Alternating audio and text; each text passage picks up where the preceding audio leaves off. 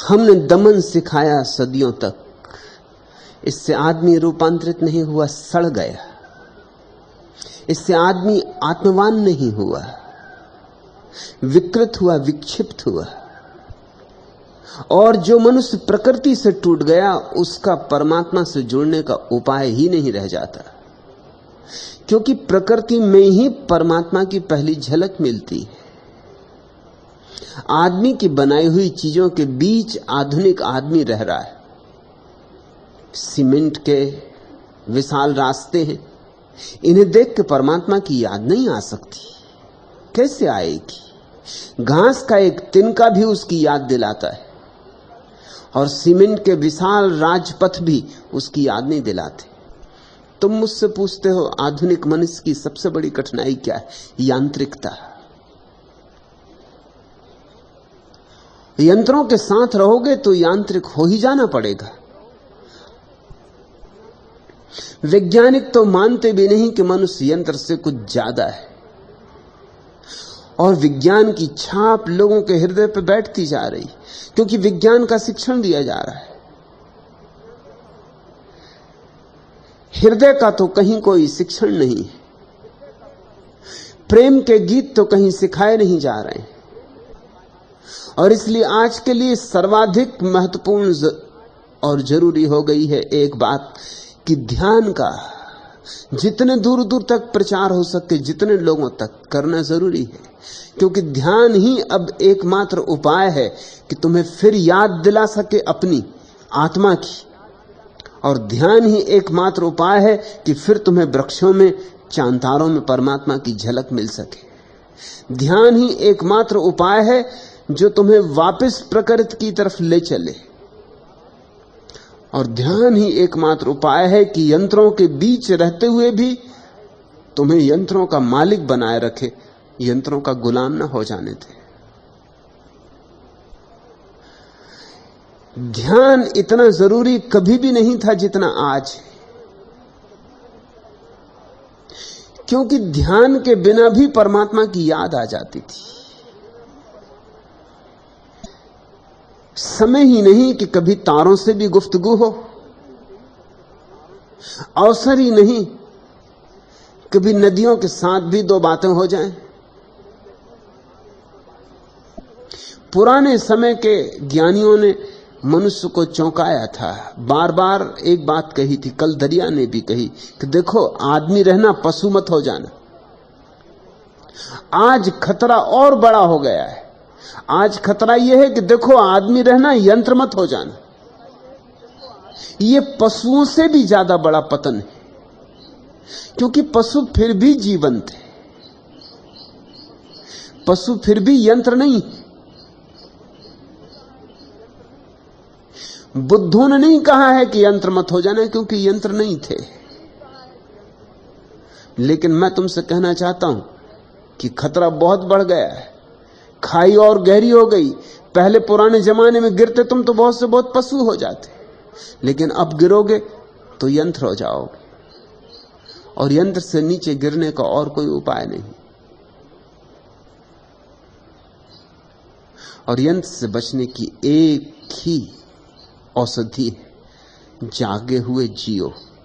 चलो तो होशपूर्वक, बैठो तो होशपूर्वक, सुनो तो होशपूर्वक, बोलो तो होशपूर्वक। 24 घंटे जितना बन सके उतना होश साधो। हर काम होशपूर्वक करो, छोटे छोटे काम, क्योंकि सवाल काम का नहीं है, सवाल तो होश के लिए नए नए अवसर खोजने का है। स्नान कर रहे हो और तो कुछ काम नहीं है, होशपूर्वक ही करो। फव्वारे के नीचे बैठे हो, होशपूर्वक, जागे हुए, एक एक बूंद को अनुभव करते हुए बैठो। भोजन कर रहे हो, जागे हुए। लोग कहां भोजन कर रहे हैं जागे हुए? गट के जाते, न स्वाद का पता है, न चबाने का पता है, न पचाने का पता, गट के जाते। पानी भी पीते तो गटक गए। उसकी शीतलता भी अनुभव करो, तृप्त होती हुई प्यास भी अनुभव करो, तो तुम्हारे भीतर यह अनुभव करने वाला धीरे धीरे सघन होगा, केंद्रीभूत होगा। और तुम जाग कर जीने लगो, तो फिर हो जाए जगत यंत्र से भर जाए कितना ही, तुम्हारा परमात्मा से संबंध नहीं टूटेगा। विद्यासागर ने लिखा है, एक सांझ वो घूम के लौट रहे थे और उनके सामने ही एक मुसलमान सज्जन अपनी सुंदर छड़ी लिए हुए टहलते हुए वो भी आ रहे थे। मुसलमान सज्जन का नौकर भागा हुआ आया, उसने कहा, मीर साहब जल्दी चलिए, घर में आग लग गई। लेकिन मीर साहब वैसे ही चलते रहे। नौकर ने कहा, आप समझे या नहीं समझे, आपने सुना या नहीं सुना, घर जल रहा है, धू धू कर जल रहा है, तेजी से चलिए, ये समय टहलने का नहीं है, दौड़ के चलिए। लेकिन मीर साहब ने कहा, घर तो जल ही रहा है, मेरे दौड़ने से कुछ आग बुझ न जाएगी, और यहां तो सभी कुछ जल रहा है और सभी को जल जाना है।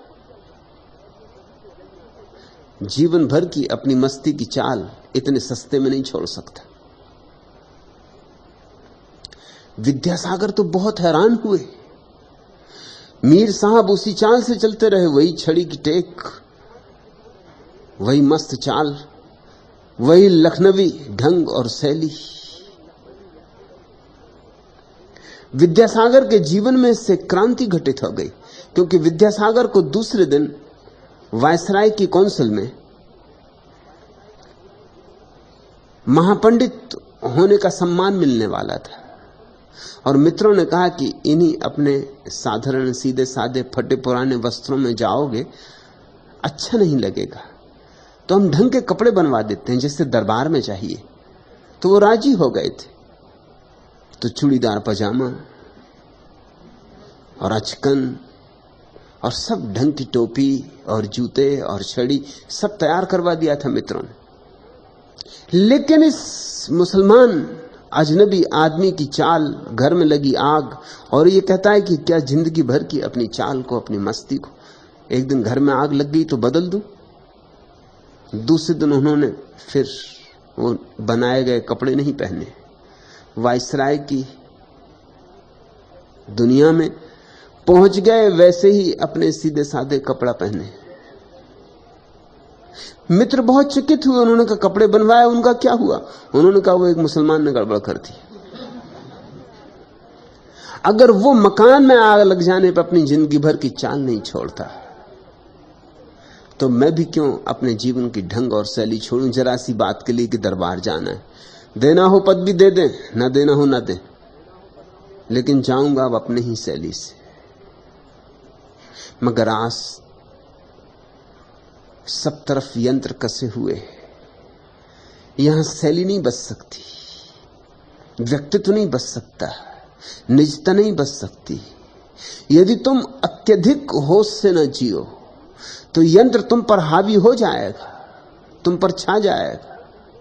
तुम घड़ी के कांटे की तरह चलने लगोगे और मशीन के पहियों की तरह घूमने लगोगे, और धीरे धीरे तुम्हें भूल ही जाएगा कि तुम्हारे भीतर कोई आत्मा भी है। एक तो प्रकृति से संबंध टूट जाना और दूसरा यंत्र से संबंध जुड़ जाना।